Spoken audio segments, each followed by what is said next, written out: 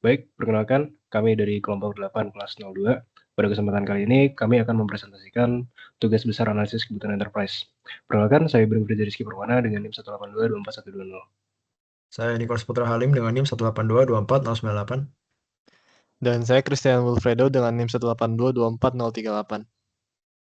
Oke, pada kesempatan kali ini kami akan mempresentasikan hasil analisis kebutuhan enterprise terhadap Neosara, sebuah kafe F&B yang berlokasi di Jalan Ciyung Wanara, Coblong, Bandung.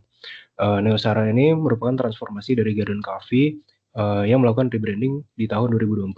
Presentasi kali ini akan mencakup 2 milestone, yaitu analisis 2 milestone utama dan 1 milestone penutup. Kemudian isinya apa aja? Analisis kondisi perusahaan serta pemetaan strategi dari kapabilitas organisasi. Jadi di slide profil perusahaan ini cukup menceritakan Neosara bergerak di bidang F&B, menawarkan specialty coffee, makanan berat, dessert, dalam suasana kafe yang inklusif dan nyaman. Target utama mereka adalah mahasiswa di sekitar kawasan Coblong, dengan target omset bulanan 100 juta rupiah dan pertumbuhan 3-5% per tahun. Neosara memiliki fondasi bisnis yang solid namun masih membutuhkan penguatan sistematis.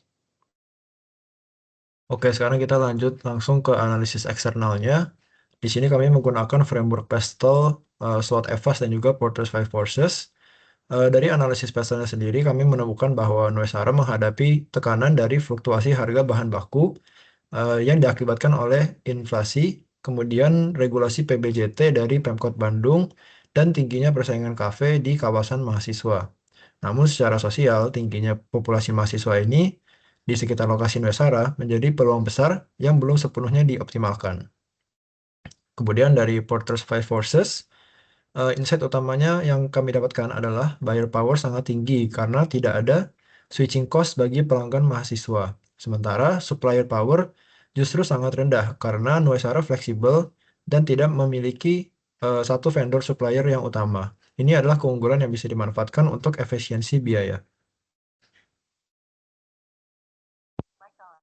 Kemudian untuk analisis internalnya, kami menggunakan SWOT EVAS, Space Matrix yang didapatkan dari Space Matrix yang didapatkan dari SWOT EVAS ini, dan juga BCG Matrix beserta dengan RMS dan CGR-nya. Pada BCG Matrix, produk unggulan Nuesara berada di posisi star, yang menandakan bahwa pertumbuhannya tinggi dan pangsa pasar yang menjanjikan dibandingkan kompetitor utama di area tersebut. Kemudian hasil dari SWOT Space yang kami lakukan menempatkan Nuesara di kuadran 1 atau profil agresif dengan koordinat IVA 1,80 dan EVA 1,60. Artinya, Nuesara memiliki kekuatan internal yang kuat seperti harga kompetitif dan pelayanan yang ramah untuk memanfaatkan peluang eksternal secara agresif. Ini menjadi dasar bahwa inisiatif ekspansif sangat relevan untuk diterapkan sekarang.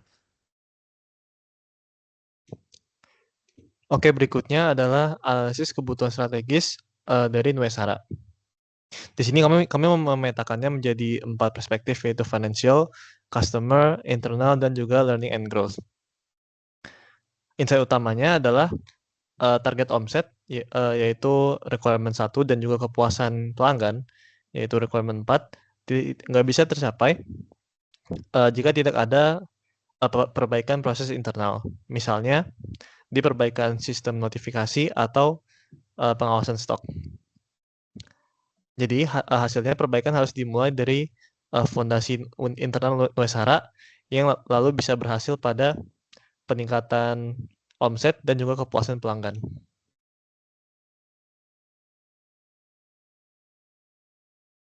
Baik, di value chain diagram ini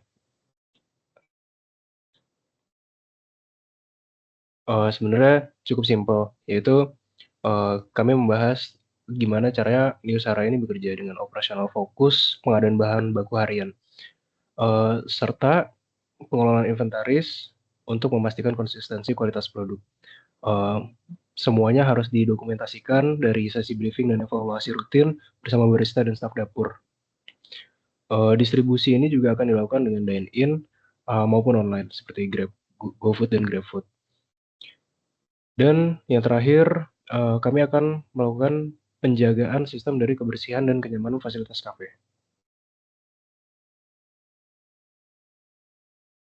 Oke, kemudian lanjut ke Norton Kaplan dan juga inisiatif yang kami sudah petakan. Di milestone 2, kami membangun peta strategi Nuesara menggunakan Norton Kaplan Strategy Map, dan strateginya dibangun dari bawah ke atas, yaitu dari learning and growth yang berupa SDM ahli dan peralatan andal, yang kemudian mendorong efisiensi internal proses dan menciptakan kepuasan pelanggan. Dan pada akhirnya meningkatkan profitabilitas bisnis melalui 2 jalur, yaitu growth strategy untuk meningkatkan revenue, dan juga productivity strategy untuk menjaga stabilitas arus kas. Kemudian dari strategi map ini, kami memetakan 16 inisiatif strategis yang masing-masing terhubung ke requirements, goals, dan objectives. Sebelumnya lagi, Ibra, masih slide yang sebelumnya. Masih slide yang sebelumnya. Oke. Kami memetakan 16 inisiatif strategis yang terhubung ke requirements, goals, dan juga objectives. Dan inisiatif-inisiatif ini mencakup kampanye digital, program loyalty, penetapan supplier tetap, hingga optimasi kitchen display system. Nah, secara organisasi, Nuesara memiliki struktur yang ramping namun tersentralisasi pada owner. Kami juga mengidentifikasi bottleneck informasi di sini, yaitu finance dan marketing outsource masih bergantung penuh pada owners pada setiap approval. Lanjut. Oke, ini adalah business actor diagram di mana kita membagi aktor-aktor di bisnis ini menjadi dua, yaitu internal actor dan juga external actor. Di internal, hampir semuanya itu di bawah pengawasan langsung oleh owner. Dan operasional dibagi menjadi dua line, yaitu bar yang dipimpin oleh head of bar dan juga kitchen yang dipimpin oleh head of kitchen. Nah, dari sini kita bisa melihat Nuesara adalah kafe yang mempunyai struktur yang cukup lean atau efisien.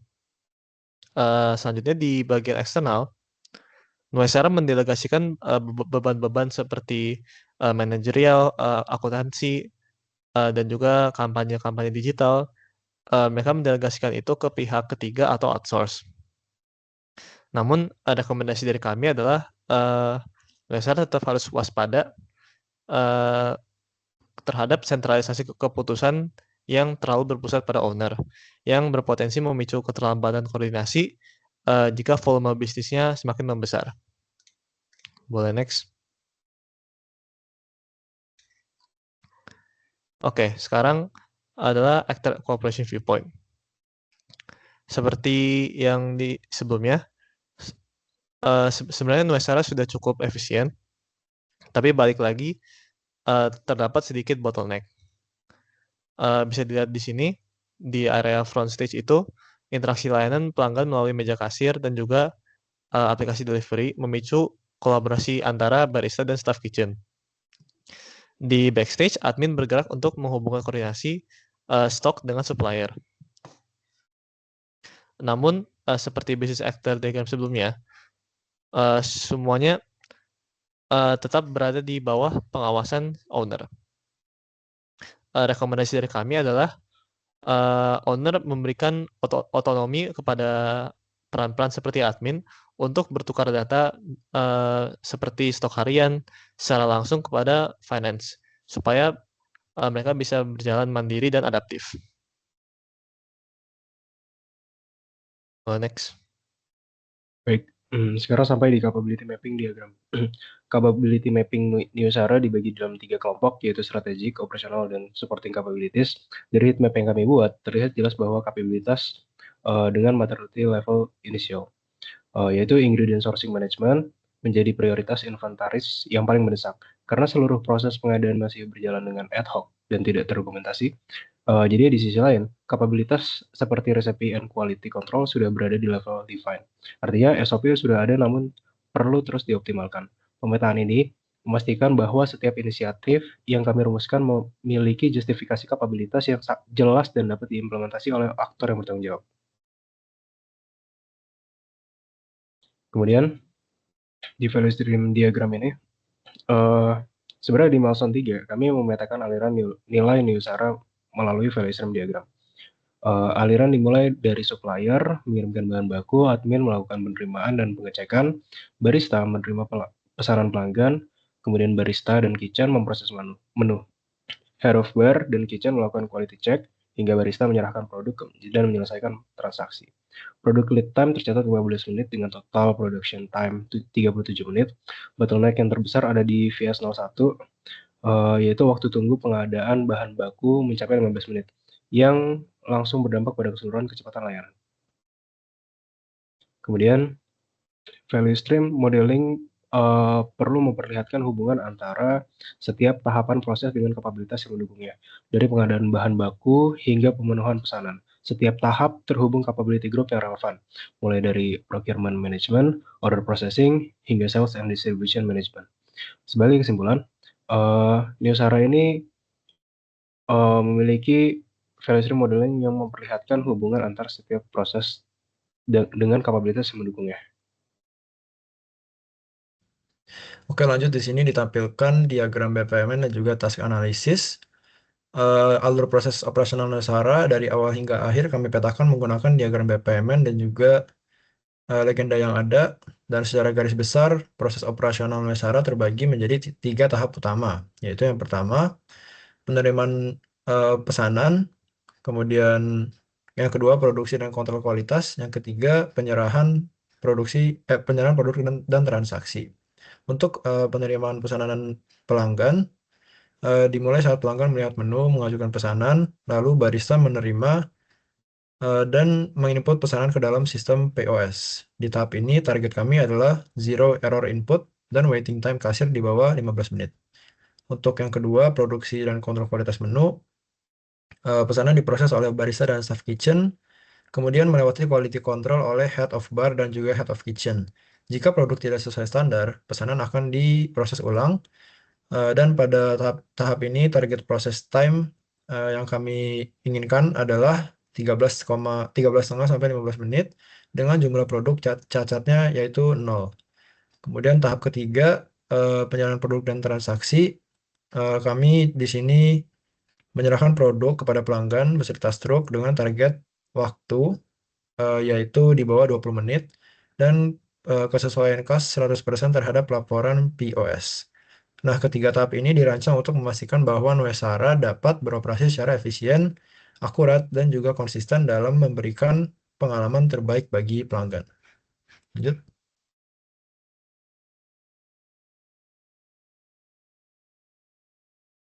Oke, selanjutnya adalah analisis menggunakan diagram Hoshin-Kanri. Di sini kami membuat satu diagram untuk masing-masing misi. Yang pertama, misi 1 yaitu tentang wadah berkumpul inklusif. Itu sebaiknya memprioritaskan inisiatif untuk penataan ulang meja rombongan dan juga bonus referensi karyawan untuk menjaga retensi. Misi kedua tentang ruang kolaborasi dan produktif, difokuskan ke diversifikasi signature drink dan juga pembuatan kontrak dengan supplier. Dan yang terakhir, misi ketiga yaitu kualitas dan adaptasi teknologi, bisa dicapai dengan penguatan sistem digital melalui kitchen display system dan juga pelacakan stok otomatis. Nah, di sini kita juga mengalokasikan poin kepada inisiatif yang berdampak paling tinggi. Boleh next. Ini adalah inisiatif-inisiatif dengan poin tertinggi yang menurut kami perlu diprioritaskan, yaitu signature drink, kontrak MOU dengan supplier, perangkat kitchen display, dan juga pemotongan stok otomatis. Boleh next. Nah, untuk kesimpulannya, Nuesara itu memiliki posisi yang kuat dan juga potensi pertumbuhan yang signifikan, didukung oleh pengalaman layanan yang ramah, harga yang kompetitif, dan juga loyalitas pelanggan dari segmen mahasiswa di sekitar Coblong, Bandung. Tapi Nuesara tetap perlu mengingat rekomendasi-rekomendasi kita agar dia bisa tetap relevan dan juga sukses. Implementasi inisiatif yang tadi kami sebut itu bisa mentransformasi Nuesara dari UMKM kafe lokal menjadi sebuah bisnis F&B yang efisien, terstruktur, dan juga siap untuk ekspansi. Next. Itu saja dari kelompok kami. Terima kasih.